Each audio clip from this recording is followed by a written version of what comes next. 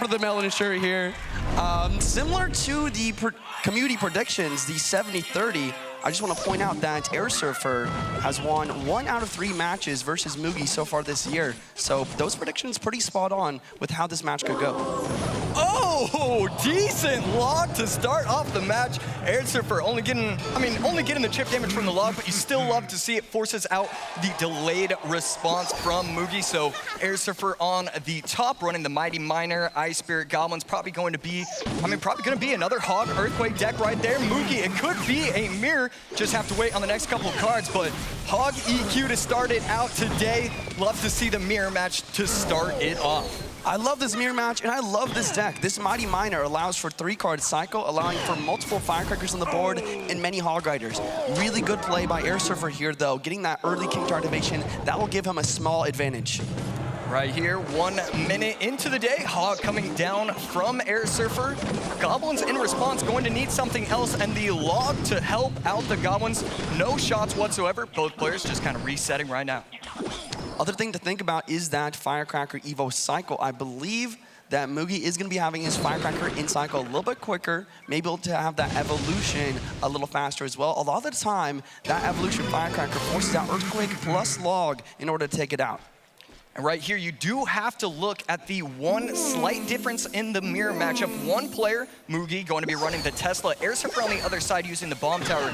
So during this match, Airsurfer is always going to struggle against these Hogs. He might want to place it offset to the opposite end, try and get those troop pushes that we've seen on Twitter. On the other side, Mugi is going to have an easy time defending with the Teslas outside of the Earthquake range.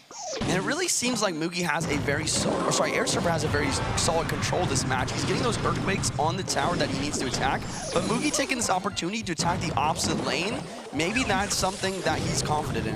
And right there, slight misclick, and he's going to be able to go in with the log. Goblins are still going to come down in time, and so not give up any damage, but right now, Airsurfer up by about 350 HP. Mugi going in with the Hog behind the King Tower. Here comes a Hog Rider from Airsurfer as well. Evo Firecracker is in cycle for both players. We see Earthquake plus log go down to take that out. Will his Hog Rider connect on the left-hand side? No, Ice Spirit's gonna stop. All around though, Mugi getting the damage lead for the first time this match. And right there, that is a massive push going down the field. Tesla snipes the Firecracker. That was a beautifully placed Tesla from Mugi. That could have been absolutely dangerous if he messed up that interaction. Mighty Miner in the back from Mugi once again. Airsurfer is pretty close to getting his Hog Rider back in cycle with a 3-card cycle. He might go for it very soon. Hog Rider from both players once again. Let's see how Mugi defends.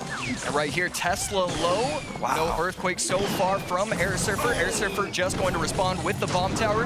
But a little bit of Earthquake damage coming in again. Mugi kind of flipping the matchup, takes the lead now. Yeah, he's playing this to a T. Firecracker on the right, not going to get that very important shot. We have 38 seconds until triple elixir. How does this match really change once we hit that triple elixir time, Josh? Well, I think we do have to take a look at just how Mugi is playing this matchup. Going in early with the Hogs behind the King Tower, it's very clear to see that Mugi knows exactly how to play this mirror matchup. It is obviously something he has practiced heavily throughout these World Finals. Hog Rider inbound. Evo Firecracker is supporting log, is going to hit the Firecracker pre-log on Ice Spirit to try and keep the Firecracker alive, but he does miss. Evo Firecracker connects on tower, and so does those Goblins. And right now, Airsurfer looks to be going to the opposite lane. Should switch it up, go same lane. Instead, goes in with the Firecracker, and we see him go Firecracker on the right side, so that way his opponent, Mugi, doesn't get any log Earthquake value. Here's the Evo Firecracker at the bridge. Will it get a shot on tower? Hog Rider inbound, bomb tower to defend. Log coming through, hits the Firecracker. Evo Firecracker is chipping that tower down, and this is massive damage for Mugi. Right here, Airsurfer finally realizing that he has to go to the left lane. Firecracker going to get sniped by the Tesla. This could be a little bit of damage. Right now, the Hawks should make it to the tower if nothing else comes down right there. Another Tesla in cycle. Earthquake does not hit. Log does hit the Goblins, though. It's such a close game. Will this Firecracker connect on tower? No, it will not, but Mugi's Earthquake will. Airsurfer begging to try and get chip damage from the Firecracker. Earthquake coming down, and right now Mugi just needs to defend out, and he's going to win the game. There goes the Earthquake. Mugi taking game 1 versus Airsurfer in our first match of day 3. What a battle between these two players. Airsurfer taking an early lead, but was not able to hang on. I mean, it's clear from the very start, we could see that Mugi knew exactly how to play that matchup going in with the Hogs behind the King Tower. That's something I don't...